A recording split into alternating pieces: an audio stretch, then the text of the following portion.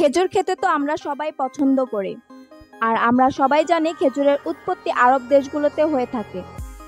কিন্তু এই খেজুরগুলো চীনে উৎপাদন করা হয়।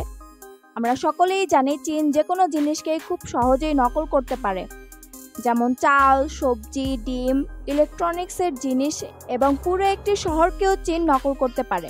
সম্প্রতি তারা খেজুরও নকল করা শুরু করেছে।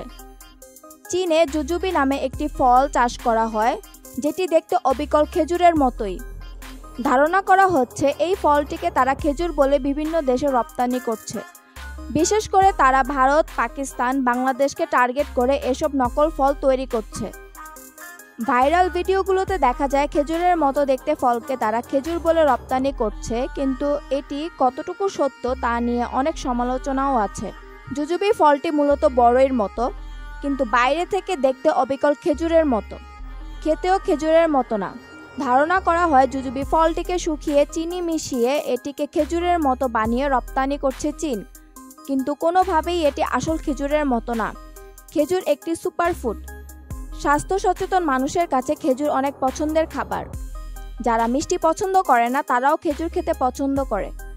রোজার সময় খেজুরের চাহিদা অনেক বেড়ে যায়, যার ফলে কিছু অসাধু ব্যবসায়ী এই নকল খেজুর আমদানি করে ব্যবসায় লাভের জন্য। আসল খেজুর চেনার উপায় হচ্ছে এটির উপরের চামড়া কুঁচকানো থাকবে আর এটির গায়ে চিনির মতো দানাদার হবে না।